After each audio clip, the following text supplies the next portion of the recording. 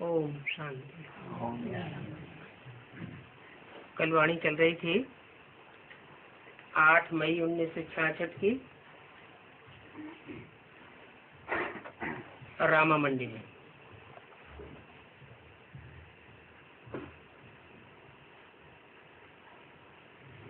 बात चल रही थी तुम बच्चे सुखधाम को भूल गए थे, तुम अपने जन्मों को ही नहीं जानते हो।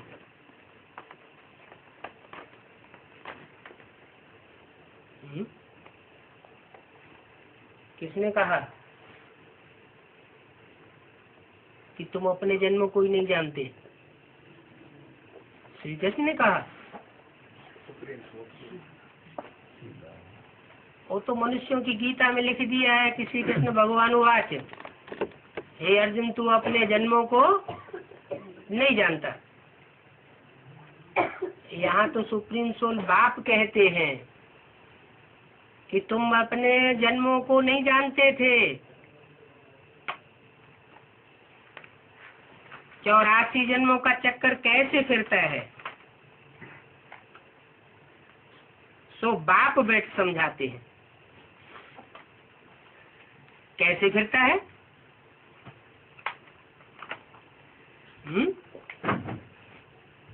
सतयुग त्रेता द्वापर कलयुग संगम युग, सतयुग त्रेता द्वापर कलयुग संगम युग, ऐसे फिरता है। कैसे फिरता है?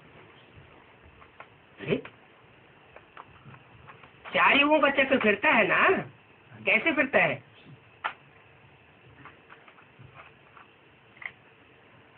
वो भक्ति मार्ग में भी तो शास्त्रों में लिख दिया, कल्प कल्प लगी प्रभु अवतारा।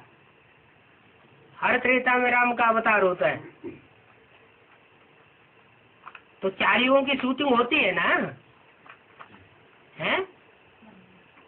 लेकिन संभवामि युग युगे, हर युग में आता हूँ, हर युग में नहीं आता है। 4 युगों की आवृत्ति होती है। फिर अंतिम युग में, कलयुग के अंत और सतयुग का आदि जब होना होता है, तब आता हूँ संगम युग पर। और 4 युगों की शूटिंग कराता हूँ।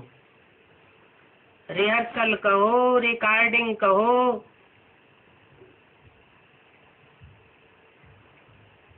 एक एक युग की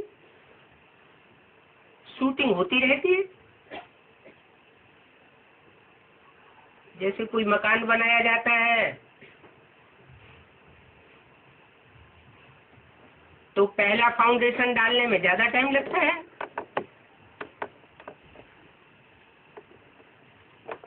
उसके बाद जल्दी जल्दी मकान बनता जाता है। तो ये भी 4 मंजिल का मकान है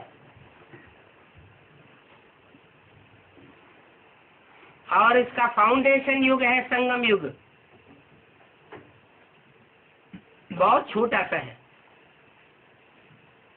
लेकिन बहुत पावरफुल है।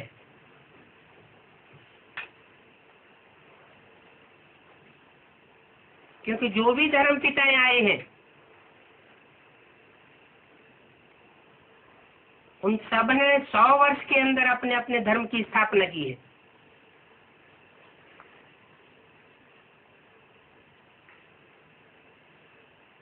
परमपिता परमात्मा शिव भी आकर के 100 वर्ष के अंदर कंप्लीट धर्म की स्थापना करके जाते हैं।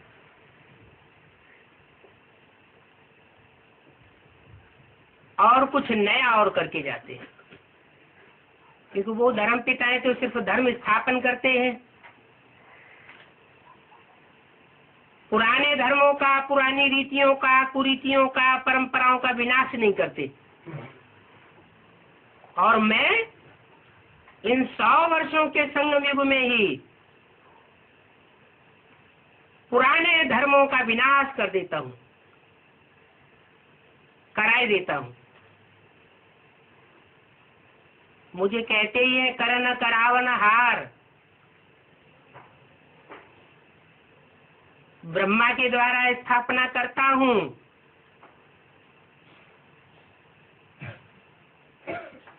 और शंकर के द्वारा विनाश कराता हूँ, विष्णु के द्वारा पालना कराता हूँ।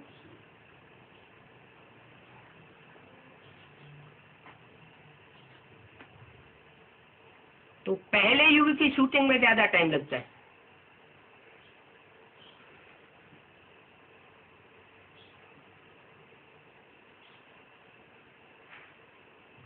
सन 36 से यज्ञ शुरू हुआ, 36 से लेकर के 46-47 तक भक्ति का फाउंडेशन पड़ा, ज्ञान का भी साथ साथ फाउंडेशन पड़ा, लेकिन ज्ञान का बीज पड़ा। भक्ति तो 2500 साल से होती ही चली आई थी,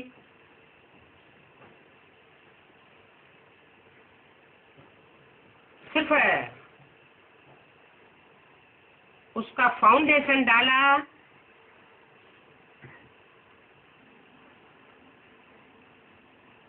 ब्रह्मा के द्वारा।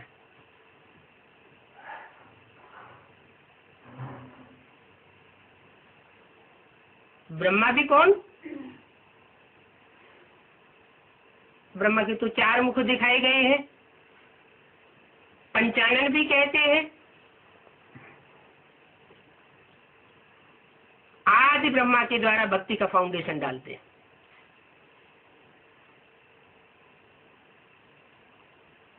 भक्ति का फाउंडेशन माना सुनना और सुनाना। यज्ञ के आदि में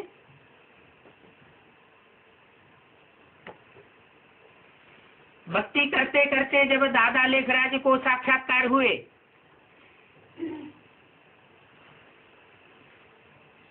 तो उन्होंने उसके अर्थ को नहीं जाना। गुरु से पूछा, अनविज्ञता जाहिर कर दी, गुरु से श्रद्धा हट गई। वाराणसी पहुंचे, शायद बड़े बड़े विद्वान पंडित आचार्यों की नगरी में समाधान मिल जाए, वहां भी कुछ प्राप्ति नहीं हुई। जब तक रहे दीवालों पर चित्र बनाते रहे, गोले आदि के चित्र बनाते रहते थे। आखिरी सब गुरुओं विद्वानों से श्रद्धा हट गई।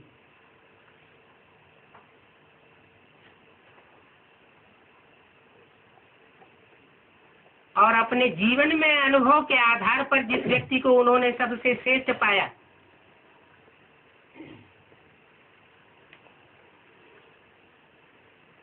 उस बहनोई के पास पहुंचे जो 10 साल से उनकी दुकान में मैनेजर का काम कर रहा था,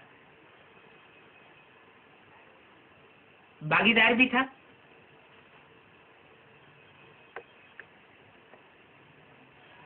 इतना विश्वास था बाबा को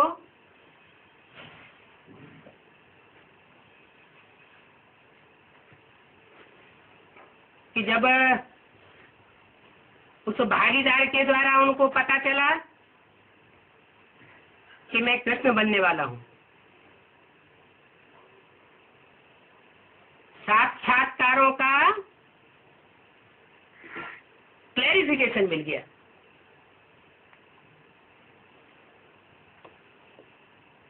डायरेक्ट नहीं मिला।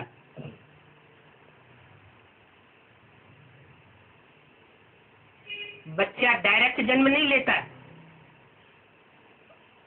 माँ के द्वारा जन्म लेता है। तो कोई माता निमित्त बनी सुनने सुनाने के लिए।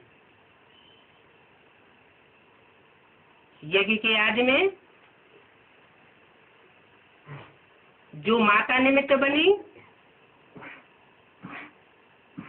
उस माता ने तसल्ली से बाबा के साक्षात्कारों को सुना और भागीदार को सुनाया।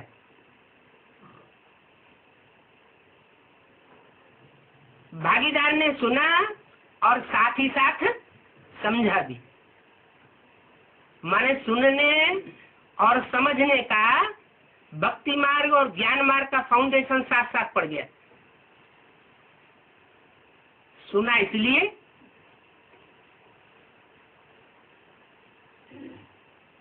कि जब तक सुने नहीं ब्रह्मा मुख से, तब तक प्रजापिता नहीं बन सकता। इसलिए मुरली में बोला है,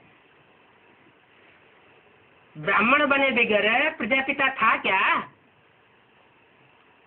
ब्राह्मण माना ब्रह्मा की औलाद। तो यज्ञ के आदि में जिस माता के द्वारा साक्षात्कारों का वर्णन किया गया, सुनाया गया, और प्रजापिता के द्वारा उनके अर्थ का निरूपण किया गया। अर्थ समझाया गया। तो भक्ति का फाउंडेशन भी पड़ा माता के द्वारा और पिता के द्वारा ज्ञान का बीज आरोपण भी हुआ। जैसे संस्कृत की गीता में कहा है, अहम बीज प्रदप पिता। अहम माना कौन? अहम माने मैं माने कौन? प्रजापिता नहीं। उनके अर्थों का, उन साक्षात्कारों का निरूपण करने वाला स्वयं शिव था और उन साक्षात्कारों को सुनाने के लिए ब्रह्मा बाबा की हिम्मत नहीं पड़ी कि अपनी बड़ी बहन से कनेक्टेड बहनोई के सामने उन साक्षात्कारों की बात का वखान कर सके। इसलिए कोई माता निमित्त बनी।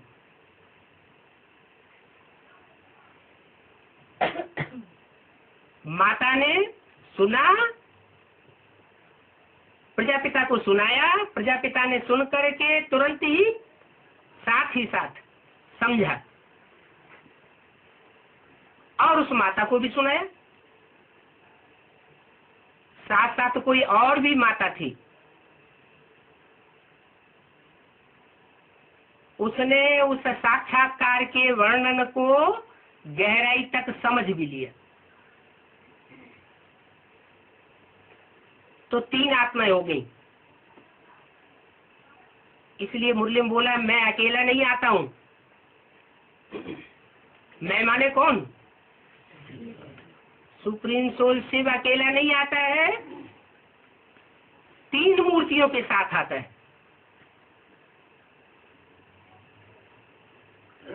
पहली मूर्ति सुनाने वाली ब्रह्मा,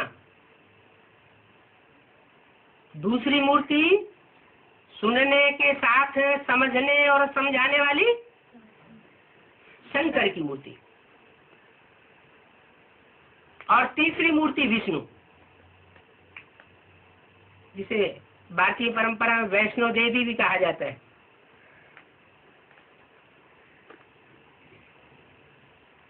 तो उसने सुना भी, ब्रह्मा के द्वारा सुनाया हुआ साक्षात्कार भी सुना क्योंकि वहां मौजूद थी, और प्रजापिता के द्वारा सुनाया हुआ उसका अर्थ भी सुना।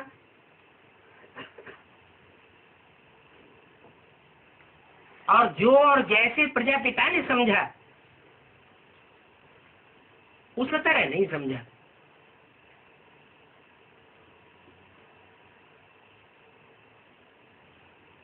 कुछ हद तक समझा,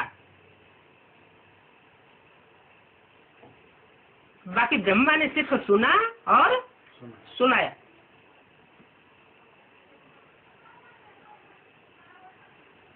उस समय दादा लेखराज मौजूद नहीं थे।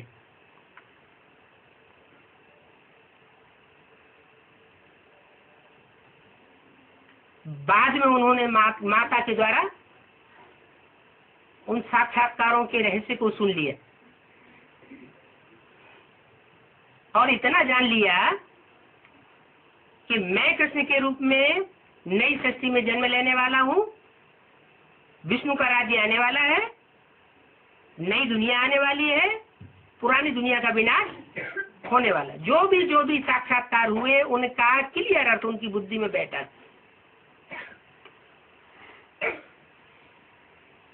अब चूंकि साक्षात्कार तो ब्रह्मा बाबा को हुए थे, इन 3 मूर्तियों को तो साक्षात्कार हुए नहीं थे। उन साक्षात्कारों का प्रैक्टिकल में अनुभवी कौन था? ब्रह्मा बाबा। तो ब्रह्मा बाबा ने उसको अच्छी तरह से पकड़ लिया बुद्धि के द्वारा, और प्रजापिता भी बाद में चला गया 10 वर्ष में। वो दोनों माताएं भी बाद में 10 वर्ष में चली गई। क्यों? क्योंकि वो सृष्टि की मूल बीज आत्माएं हैं। नई सृष्टि का फाउंडेशन जानने वाली आत्माएं हैं।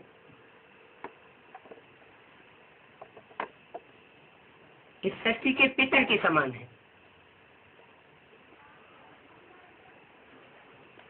उनको ज्ञान का पूरा क्लैरिफिकेशन उस समय नहीं मिला, सिर्फ बीज रूप में ज्ञान मिला। इसलिए मुरली में बोला है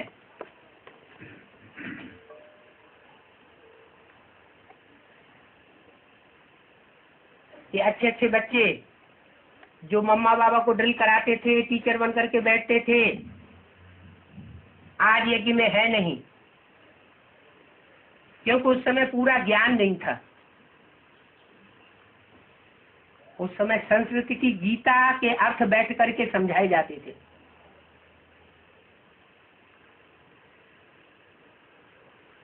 इस 4 युगों का जो चक्र है वो अच्छी तरह बुद्धि में बैठा ही नहीं था, सुनाया ही नहीं गया था। तो जब वो तीनों आत्माएं चली गई एक के बाद एक करके, तब 40-47 के बीच में हिंदुस्तान पाकिस्तान का बंटवारा हुआ और सिंध हैदराबाद में जो सत्संग चल रहा था वो मंडली के रूप में, जहाँ से स्थापना के साथ साथ यज्ञ कुंड से विनाश ज्वाला भी प्रज्वलित हुई थी। कारण या कारण ब्रह्मा बाबा वहां से छोड़ करके कराची आ गए थे।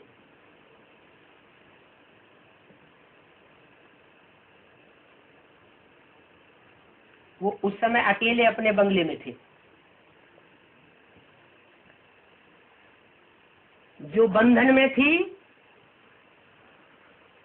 झगड़े के कारण बंधन में आ गई थी। 7 सालों के अंदर जिन्हें बंद किया गया था,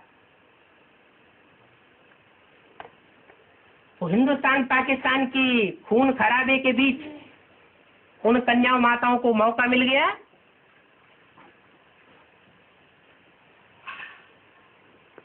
और सिंध हैदराबाद छोड़ करके कराची आ गई। 300-400 का हुजूम इकट्ठा हो गया।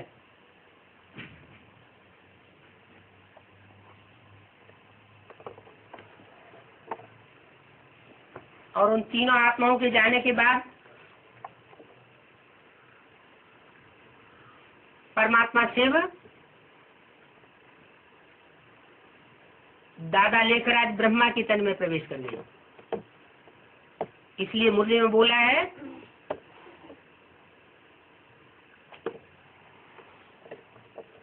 कराची से मुरली निकलती चली आई है।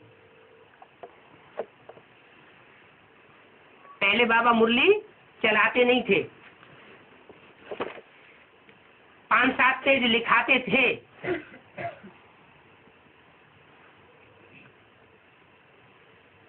और ये बैठ लिखते थे।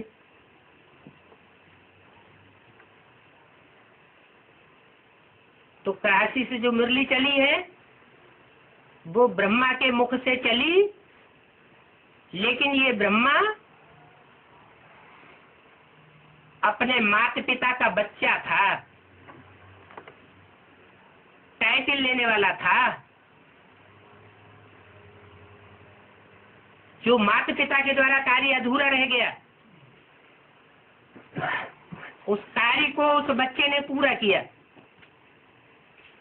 माँ के रूप में सहनशीलता धारण करते हुए सारी जिम्मेवारी यज्ञ की पालना की ले ली। और मम्मा भी सहयोगी बन चुकी थी।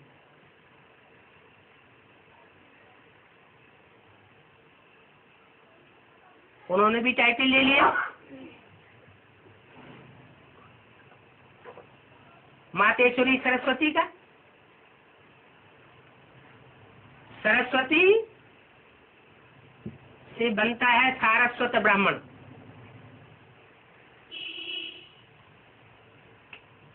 और ब्रह्मा से बनता है पुष्कर ब्राह्मण।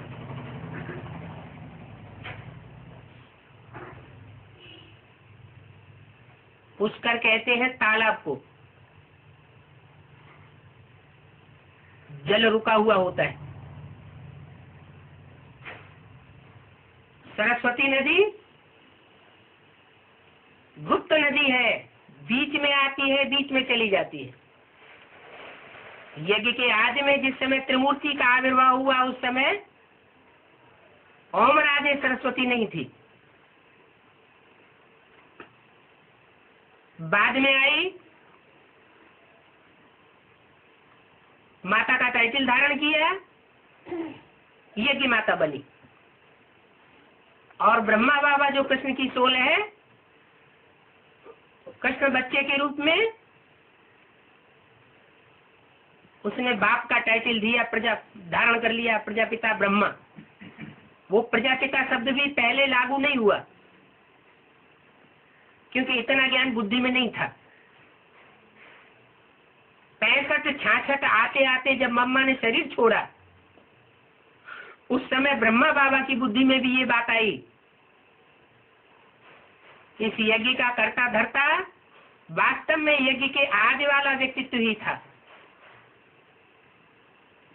इसलिए जो ब्रह्मा कुमारी शब्द आश्रम के नाम में जोड़ा जाता था, पुराने जो चित्र बनाए गए हैं त्रिमूर्ति, गोला और झाड़ के, उन पुराने चित्रों में नीचे ब्रह्मा कुमारी ईश्वरी विश्वविद्यालय लिखा हुआ है। मम्मा के शरीर छोड़ने के बाद लक्ष्मी नारायण और सीढ़ी के चित्र बनाए गए और उनमें प्रजापिता शब्द ऐड किया गया, पहले ऐड नहीं था। माने ब्रह्मा बाबा को भी यज्ञ के आदि में इस बात का पता नहीं था कि ये यज्ञ पिता कौन है। सिर्फ कहते थे प्यू प्यू प्यू की वाणी, लेकिन निश्चयात्मक बुद्धि से ज्ञान नहीं था। जब मम्मा ने शरीर छोड़ दिया, जो यज्ञ का सारा संचालन करती थी बुद्धिमत्ता पूर्वक, ब्रह्मा तो एक मीडिया था मात्र, बाबा शिव बाबा की वाणी चलाने के लिए। लेकिन ब्रह्मा बाबा वाणी की गहराई को उतना भी नहीं समझते थे जितना मम्मा समझती थी।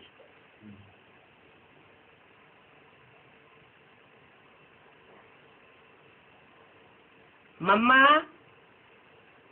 ज्ञान का एक एक पॉइंट लेकर के उसका विस्तार करती थी। सर्वव्यापी का पॉइंट लेकर के कोई वाणी चली तो उसका विस्तार कर दिया। 84 लाख योनियों के बारे में कोई वाणी चली तो उसका विस्तार किया। बुद्धि की देवी थी।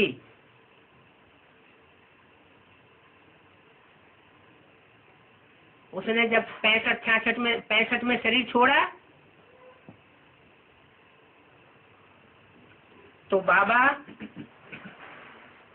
जैसे कोई विशेष सहयोगी चला जाता है तो आदमी हेल्पलेस हो जाता है अचानक, ऐसे बाबा हेल्पलेस हो गए।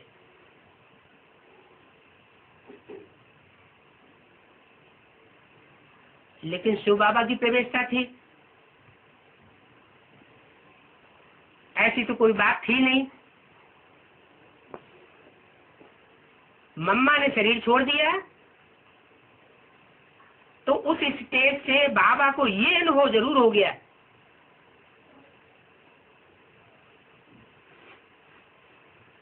कि मेरी शक्ति से ये यज्ञ चलने वाला नहीं है। चलाने वाला जरूर शिव बाबा है, लेकिन मैं निमित्त मात्र अकेला कुछ नहीं कर सकता। यज्ञ के आदि में जो हस्ती थी वो सर्वोपरि साकार में हस्ती थी। और ये जब बात गहराई तक बुद्धि में बैठ गई तो ब्रह्मा बाबा ने प्रजापिता शब्द ऐड करवाया, चित्रों में भी, लिटरेचर में भी, और मुरली में भी शिव बाबा ने प्रजापिता शब्द बोला है। उससे पहले प्रजापिता शब्द नहीं बोला गया। जैसे छोटे छोटे बच्चे होते हैं, दुधमुहे बच्चे, वो माँ को ही सब कुछ समझते हैं। जब बड़े होते हैं तो उन्हें पहचान मिलती है बाप की। ऐसे ही ब्रह्मा बाबा तो बड़ा बच्चा है, सृष्टि का, सृष्टि रूपी रंगमंच का पहले पहले प्रिंस के रूप में जन्म लेने वाला बच्चा है। उनकी बुद्धि में ये बात पहले आई कि प्रजापिता शब्द जरूर ऐड होना चाहिए। सिर्फ ब्रह्मा कुमार कुमारी लिखना ये रंग है, लिखना चाहिए प्रजापिता ब्रह्मा कुमार कुमारी। तो बाबा ने तो डायरेक्शन दिया, ब्राह्मण बच्चे उस बात को माने या ना माने। मम्मा के शरीर छोड़ने के बाद यज्ञ में रावण, कुंभकर्ण, मेघनाथ जैसे ब्राह्मणों की संख्या बढ़ने लगी।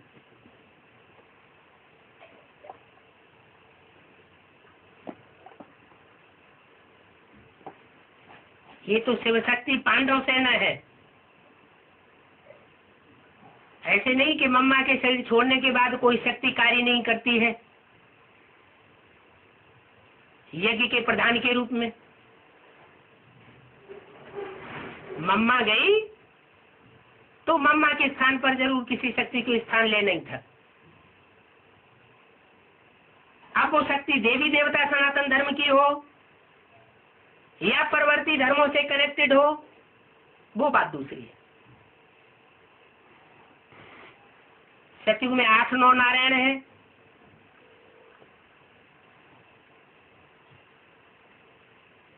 उत्तरोत्तर कमती कला वाले, जो कम कला वाले नारायण होंगे वो जरूर कमजोर आत्माएं हैं। उनका गायन शास्त्रों में नहीं है, पूजन भी नहीं है, मंदिर भी नहीं है। क्यों नहीं है?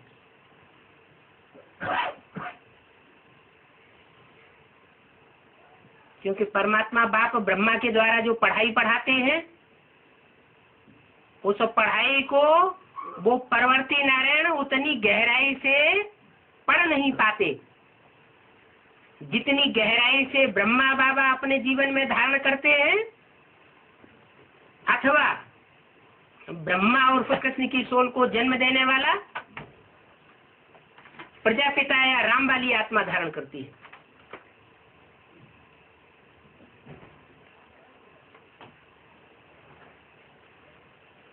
तो वो कम पढ़ाई पढ़ने वाले नारायण, जितनी कम समझ होती है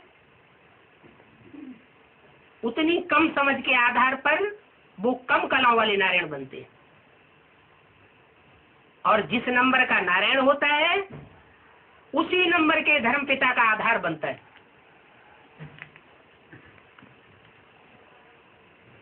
देवी देवता सनातन धर्म प्रवृत्ति मार्ग का धर्म है। इसलिए प्रवृत्ति मार्ग के धर्म का फाउंडेशन रामकृष्ण की आत्माओं के द्वारा लगाया जाता है। प्रजापिता और ब्रह्मा के द्वारा लगाया जाता है। कोई कहे आदि ब्रह्मा के द्वारा क्यों नहीं? आदि ब्रह्मा तो पहली रचना है। कोई भी पुरुष की पहली रचना उसकी स्त्री होती है।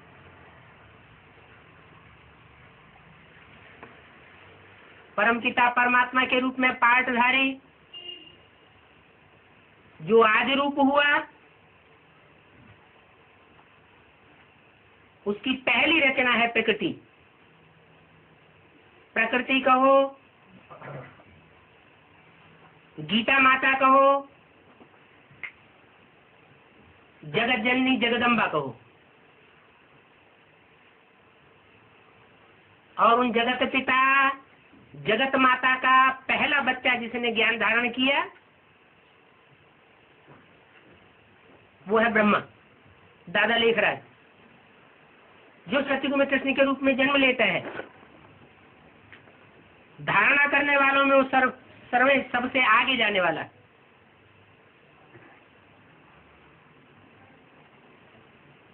इसलिए वो आत्मा जब 68 में शरीर छोड़ती है, 18 अध्याय गीता पूरे होने पर, कि तो रेगुलर वाणी चलाई गई है 50-51 से, जब माउंट आबू आ गए। 51 से लेकर के 68 तक ये वाणी जो चली वो 18 अध्याय गीता हो गई। गीता कहा जाएगा, लेकिन गीता ज्ञानामृत नहीं कहा जाएगा। अमृत निकलता है मंथन के बाद।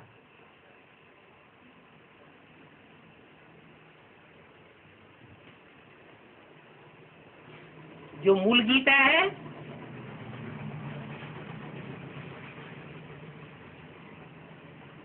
उसको सुनाने का मीडिया सन 68-69 में 18 जनवरी को गायब हो गया, क्योंकि माता के द्वारा जो पालना होनी थी, जिन विशेष ब्राह्मणों की पालना होनी थी, गुरु वशिष्ठ विश्वामित्र जैसे बच्चों की पालना होनी थी, वो कार्य पूरा हुआ। उन श्रेष्ठ ब्राह्मणों के साथ साथ यज्ञ कुंड में मम्मा के बीमार होने से लेकर के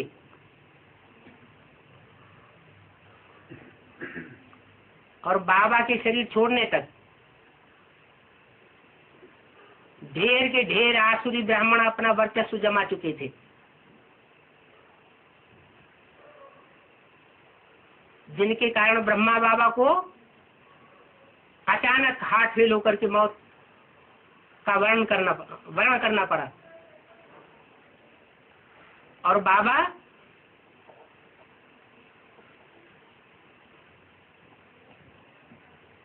अपना कार्य पूरा करके चले गए। शिव बाबा ने तो कहा मैं तुम बच्चों को साथ लेकर के जाऊंगा, साथ रहेंगे, साथ चलेंगे, साथ खाएंगे पिएंगे।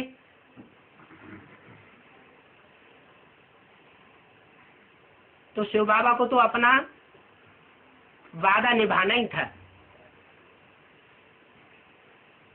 भले ब्रह्मा बाबा ने शरीर छोड़ दिया, मुरली में इशारा भी दे दिया कि भारत में एक स्त्री चली जाती है तो दूसरी, तीसरी, चौथी स्त्री भी ग्रहण कर लेते हैं। फिर ये भी बता दिया भले ये ब्रह्मा चला जावे तो जिसमें भी प्रवेश करेंगे उसका नाम ब्रह्मा रखना पड़े।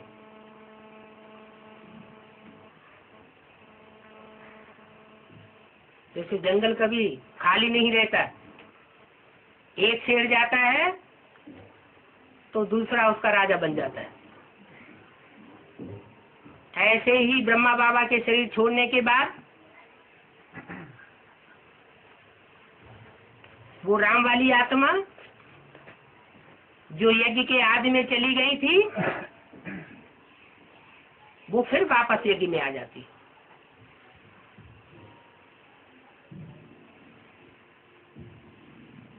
और वो आत्मा 18 अध्याय गीता पूरे होने के बाद आती है।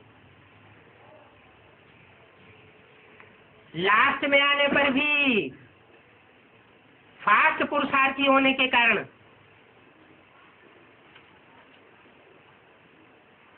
आदि ब्रह्मा के 100 साल पूरे होते होते वो आत्मा यज्ञ में प्रत्यक्ष हो जाती है, जिसके लिए बाबा ने पहले ही घोषणा की थी कि 10 वर्ष में पुरानी दुनिया का विनाश और नई दुनिया की स्थापना हो जाएगी।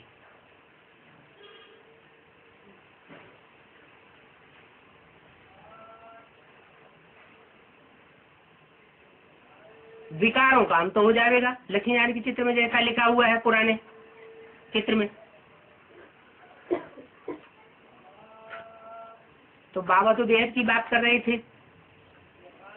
हद की पुरानी दुनिया की तो बात नहीं की। मम्मा ने यज्ञ छोड़ दिया था जब ये घोषणा हुई थी। बाबा ने उसका स्थूल अर्थ उठा लिया, ब्रह्मा बाबा ने। फिर तो यथा राजा तथा प्रजा। ब्राह्मण बच्चों ने भी उसका हद का अर्थ उठाया कि सन 76 में पुरानी दुनिया 500 करोड़ की खलास हो जाएगी और लक्ष्मी नारायण का राज्य आ जाएगा। लेकिन ऐसा तो बाबा ने बोला नहीं था। बाबा ने तो साफ बोल दिया था, विनाश ज्वाला ऐसी यज्ञ कुंड से प्रज्वलित हुई और होती है।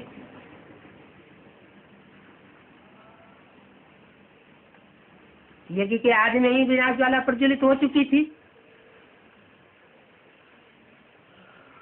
और जो बच्चे निमित्त बने थे वो यज्ञ छोड़ करके चले भी गए थे। वही बच्चे दोबारा यज्ञ में आते हैं और जो आसुरी ब्राह्मण रावण कुंभकर्ण मेघनाथ जैसे इस यज्ञ में घुस जाते हैं, उनका सफाया करने के लिए ऐसी तीखी वाणी चलाई जाती है जो उन ब्राह्मणों के हृदय को छलनी कर देती है। जो शास्त्रों में दिखाया है राम के बाण, लोगों ने समझ लिया कोई लोहे के बाण होते होंगे।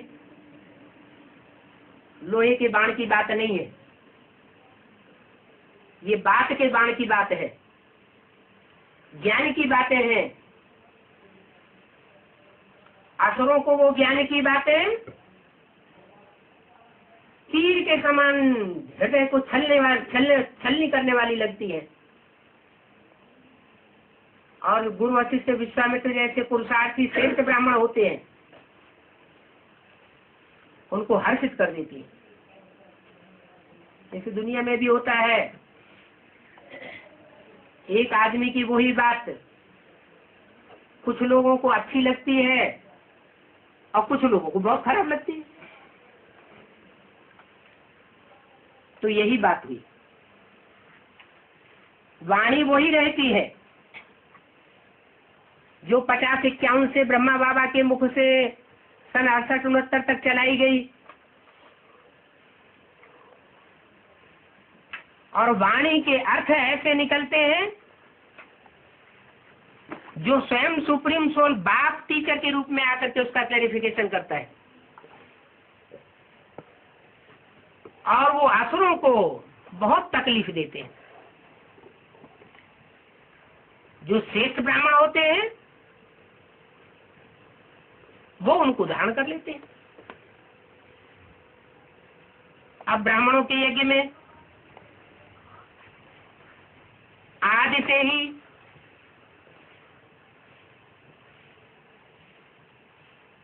आसुरी ब्राह्मणों ने भी प्रवेश किया और श्रेष्ठ ब्राह्मणों ने भी प्रवेश किया।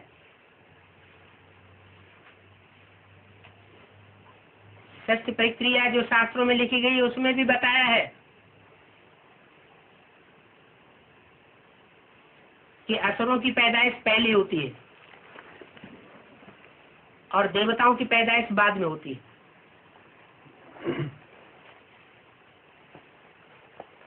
दिति से दैत्य पैदा हुए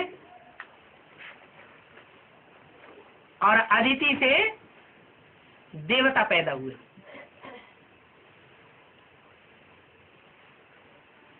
कश्यप ऋषि को ब्रह्मा के रूप में दिखाया गया है। अब ये सारी बातें तो यहाँ की हैं। काश्य कहा जाता है याद के तेज को, और पा माने पीना, माने याद के तेज को पीने वाला वही कश्यप ऋषि हुआ। यज्ञ के आदि में जिन 3 मूर्तियों के साथ शिव बाबा आते हैं उनमें एक मूर्ति है देवदेव महादेव। वही याद का काक्ष पीने वाली है, तेज पीने वाली है। और उसकी 2 पत्नियां दिखाई गई, वैष्णो देवी और जगदम्बा।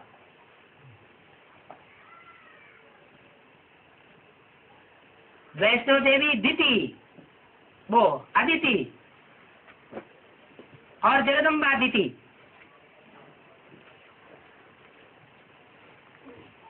अदिति से देवताओं का जन्म होता है, जिससे जन्म होता है वही वैष्णो देवी बन करके यज्ञ की बाद में पालना करती है। यज्ञ के आदि में भी पालना हुई, जो आदि में सो अंत में, और आदि में भी स्थापना के साथ साथ यज्ञ कुंड से विनाश ज्वाला प्रज्वलित हुई। निमित्त बने ब्रह्मा बाप और ब्राह्मण बच्चे, जो अव्यक्तवाणी में बोला हुआ है। ब्रह्मा भी निमित्त बना, आदि ब्रह्मा मन अदिति, जिससे दैत्य पैदा हुए। और मुरली में भी बोला हुआ है, देवी के पुजारी होते हैं रावण संप्रदाय, जो अकेली देवी की पूजा करते हैं। उनकी बुद्धि में ये आता ही नहीं कि देवी सधवा होगी, कोई विधवा नहीं थी, देवी के पीछे कोई देवता भी होगा। वो देवी की पुजारी भूल जाते हैं और बस एक ही नारा लगाते हैं, क्या? जय माता दी। माता जी के पीछे पिताजी कौन है, उनको भुला दिया जाए। ये नजारा आदि में भी हुआ था यज्ञ के। उस प्रजापिता का नाम निशान गुम कर दिया गया था। अभी अंत आने वाला है। जिन्होंने विनाश ज्वाला प्रज्वलित की थी, उन्हीं को अब विनाश ज्वाला को संपन्न भी करना है।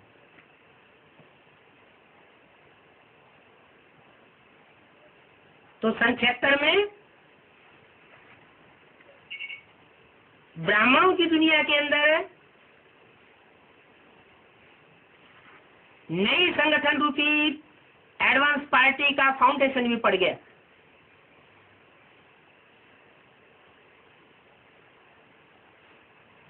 और थोड़ी सी श्रेष्ठ आत्माएं जो सूर्यवंशी कुल की थी, वो राम की आत्मा के साथ ही प्रत्यक्ष होने लग पड़ती है।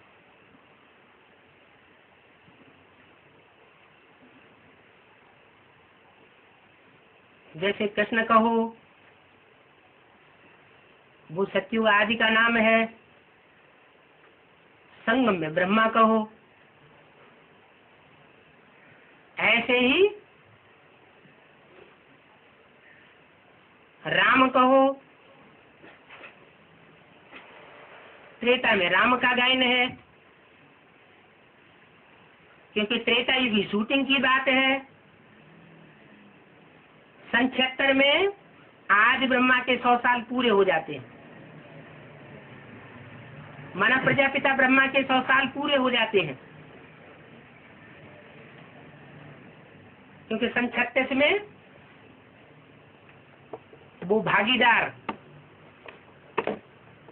जो असल में प्रजापिता था, जिसके द्वारा ज्ञान का बीजारोपण किया गया था शिव परमात्मा के द्वारा,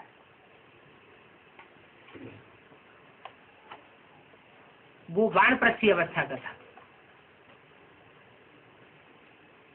सन 36 की 60 साल की वानप्रस्थी अवस्था में 40 साल ऐड किए जाए तो सन 76 में 100 साल पूरे हो जाते। मुरली में भी बोला है, ब्रह्मा 100 साल की एज में खत्म हो जाता है, और शास्त्रों में भी लिखा हुआ है ब्रह्मा की आयु 100 साल। तो 100 साल ब्रह्मा की आयु पूरी होगी, जिसके लिए बोला ब्रह्मा मृत्युलोक में खलास हो जाता है। तो जो मृत्युलोक में खलास होता है, सन 76 पूरा होता है, तो कौन सा लोक उसके लिए शुरू होगा? अमर लोक शुरू होगा ना। तो सन 76 से ब्राह्मणों की दुनिया में अमरनाथ का कार्य शुरू हो जाता। यज्ञ के आदि में जो राम वाली आत्मा फेल हो गई थी, फाइनल एग्जाम में फेल नहीं हुई थी,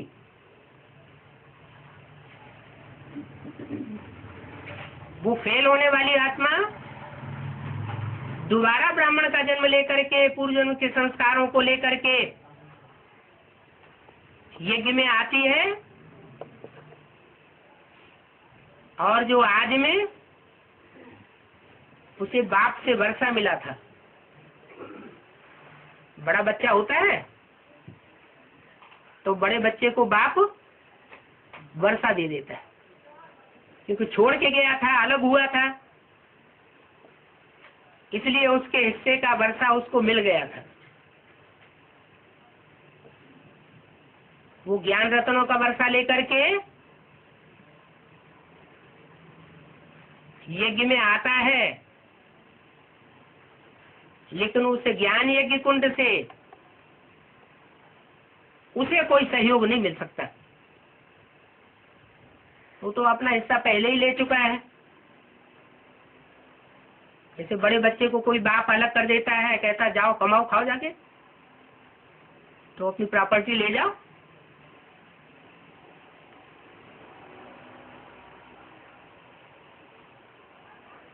तो सुप्रीम सोल बाप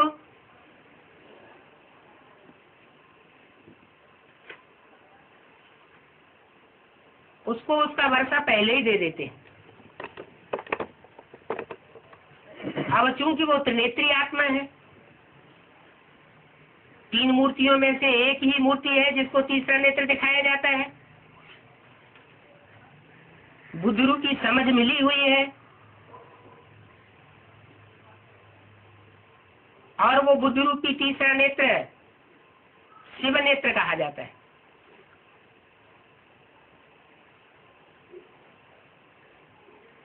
माना स्वयं शिव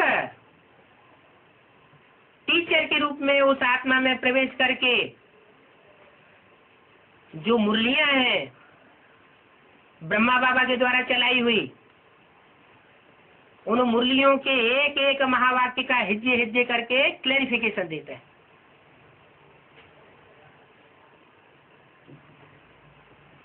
और ब्रह्मा बाबा की सोल जो सन 68 के बाद गुलजार आदि में प्रवेश करती है,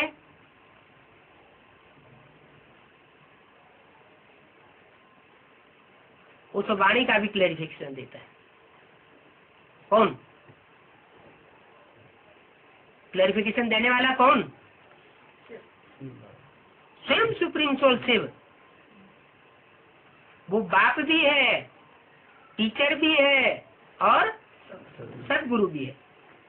एक ही शरीर के द्वारा तीनों है।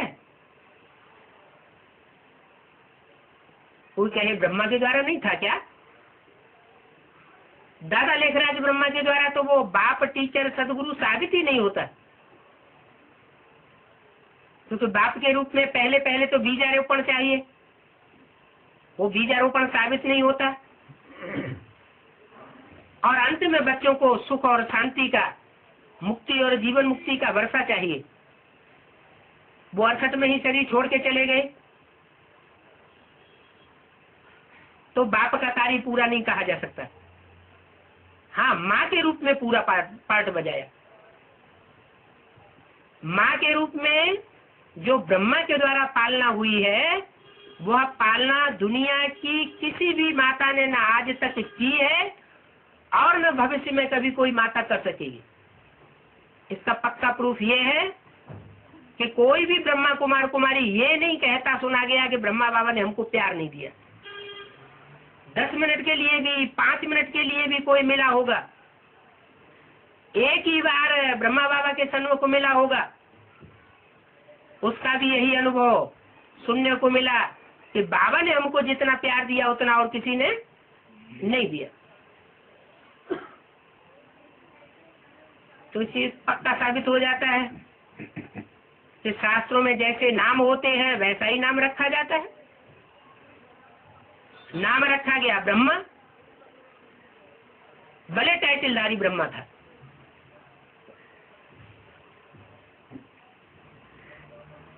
प्रजापिता का भी टाइटल था,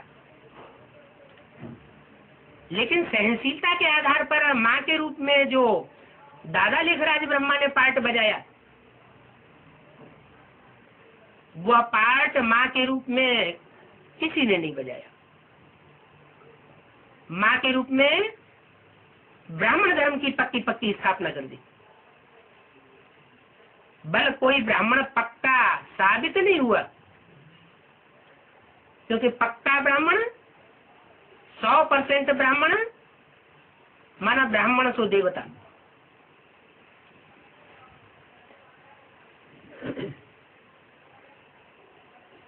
तो देवता के रूप में सन 76 से मानसिक और बौद्धिक आधार पर ब्राह्मणों की नई दुनिया का फाउंडेशन पड़ गया। कुछ ऐसे ब्राह्मण बच्चे निकले जिन्होंने उस आदि पिता को पहचान लिया, राम वाली आत्मा को पहचान लिया, शंकर के पार्ट को जान लिया, जिसको कहा जाता है देव देव महादेव, ब्रह्मा देव, विष्णु देव और शंकर महादेव। क्योंकि देवता धर्म की स्थापना करने के लिए भी कोई चाहिए। ब्राह्मण धर्म की स्थापना करने के लिए अगर पक्का पक्का ब्रह्मा चाहिए, तो देवता धर्म की स्थापना करने के लिए भी कोई दैवी स्वभाव वाला चाहिए।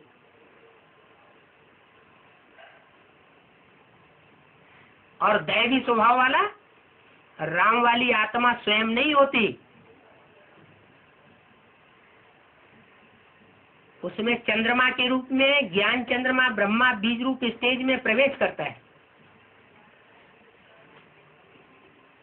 उस आत्मा की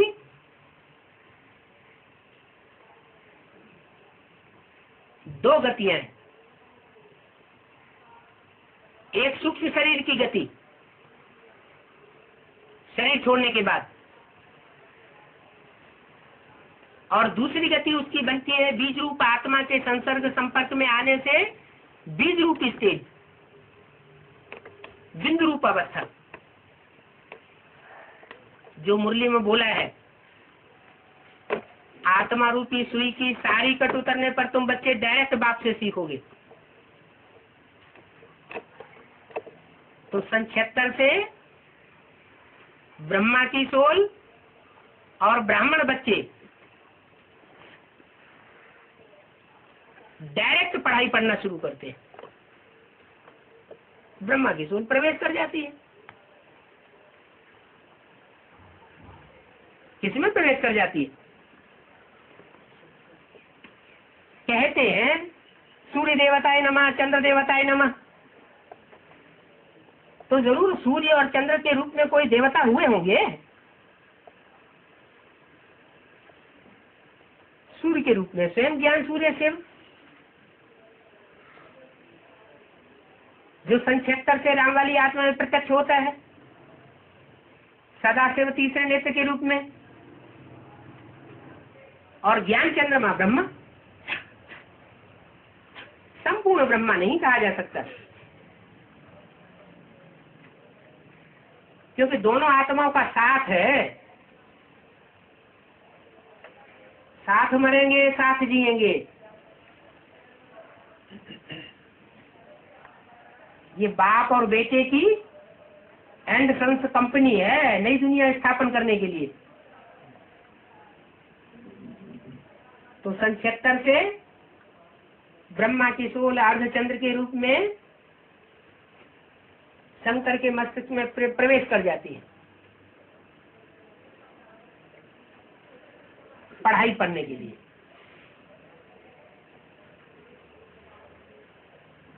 इसलिए मुरली में बताया है कि कृष्ण पढ़ाई पढ़ाने वाला है या पढ़ने वाला है। पढ़ाई पूरी हो चुकी है, अभी भी जारी है। जब तक जीना है तब तक पीना है। तो सूक्ष्म शरीर से तो अभी भी जीवित है। उसका प्रूफ है गुलजार दादी। गुलजार दादी में कृष्ण की सूक्ष्म शरीरधारी आत्मा प्रवेश करती है या नहीं करती है? सूक्ष्म शरीरधारी आत्मा प्रवेश करती है या बीज रूप स्टेज वाली आत्मा प्रवेश करती है? ब्रह्मा में बीज रूप स्टेज वाली सदाशिव की आत्मा प्रवेश करती थी। तो क्या पहचान थी? कोई पहचान थी बीज रूप स्टेज की प्रवेशता में और सूक्ष्म शरीर की प्रवेशता में?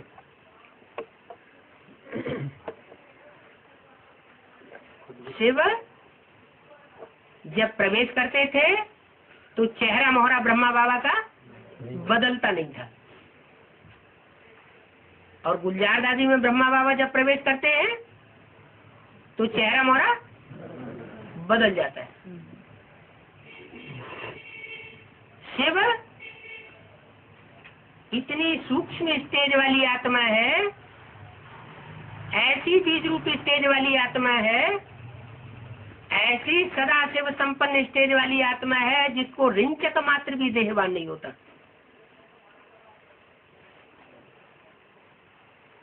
उनको आवाहन करने की दरकार नहीं है, वो कोई मान मर्तबा नहीं लेते। और ब्रह्मा की सोल आवाहन करना पड़ता है। तो वो आवाहन करती है कौन? कौन आवाहन करती है? गुलजार दादी नहीं आवाहन करती। हाँ, बैठती है याद में, पहले आवाहन करने के लिए याद में बैठती है, लेकिन उनका आवाहन पहले ही हो चुका होता है। बुलाने के लिए पहले ही उनको निमंत्रण दिया जा चुका होता है। तो अपने टाइम पर मुकर्रर रूप में आती है, प्रवेश करके वाणी चलाती है। और वाणी भी कैसी चलाएगी? ज्ञान की वाणी चलाएगी या धारणा की वाणी चलाएगी? वो देव आत्मा है अव्वल नंबर की या परमपिता परमात्मा है? देव आत्मा है।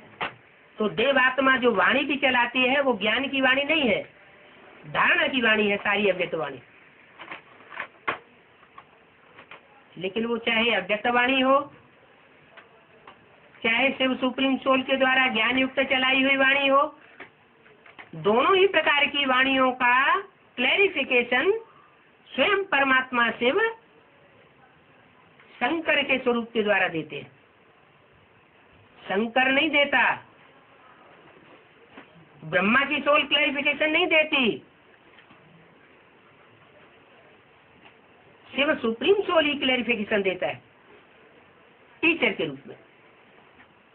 तो वो बाप भी बनता है उस स्वरूप से, टीचर भी बनता है, और लास्ट में जो कड़क रूप है सदगुरु, कहते हैं सदगुरु की आज्ञा सर माथे पर, गुरु का बुलावा काल का बुलावा। अभी तो बाप का रूप है, माता भी कंबाइंड है अर्धचंद्रमा के रूप में, तो चल जाता है। अभी थोड़े समय के बाद ये प्यार भरा रूप गायब हो जाएगा और ब्रह्मा जिसका दूसरा रूप बनता है जगदम्बा,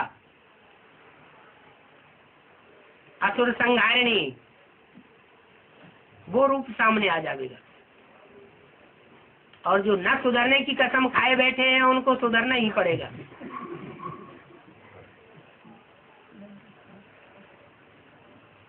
शंकर द्वारा विनाश गाया जाता है, लेकिन शंकर स्वयं निमित्त नहीं बनता विनाश करने के लिए। योग बल के द्वारा जब विश्व की बादशाही ली जा सकती है तो योग बल के द्वारा विनाश का कार्य नहीं कराया जा सकता। अगर स्वयं विनाश करे तो दोष आ जावे, और दोष आ जावे तो नारायण की उपाधि धारण करने वाला नहीं बन सकता। क्योंकि सब देवताओं के बीच में, 33 करोड़ देवताओं के बीच में एक ही देवता ऐसा है जिसकी शास्त्र में कोई ग्लानि नहीं है। सत्यनारायण की ही कथा गाई जाती है, सत्य लक्ष्मी की भी कथा नहीं गाई हुई है। माने एक ही आत्मा ऐसी है जो 100% संपन्न स्टेज में संसार के सामने प्रत्यक्ष होती है। इसलिए मुरली में बोला है, याद करने का सबसे अच्छा तरीका है, पुरुषार्थ करने का सबसे अच्छा तरीका है नारायण को याद करना। लेकिन नारायण को याद करना समझ करके। इसलिए मुरली में बोला है कि नारायण का एक ही प्रकार का चित्र बनाना चाहिए, लक्ष्मी नारायण के अलग अलग फीचर्स वाले चित्र नहीं बनाना चाहिए। लेकिन सतयुग के जिस जन्म के नारायण होंगे वो तो अपना अपना अलग नारायण का चित्र बनावेंगे ना। तो ब्राह्मणों की दुनिया में भले अलग अलग है फीचर्स वाले नारायण के चित्र तैयार हो गए हो, लेकिन जो हमारा आदि चित्र है वो चित्र बरकरार रहना चाहिए। कौन सा चित्र है? अरे साक्षात्कार से कौन सा चित्र तैयार किया गया था? लक्ष्मी नारायण का चित्र पुराना वाला तैयार किया गया ना। तो हमारा ये चित्र तैयार होना चाहिए, बदलना नहीं चाहिए, फीचर्स वही रहे। जब प्रैक्टिकल में प्रत्यक्ष हो जाएगा फिर चित्र की दरकार नहीं रहेगी। ओम शांति।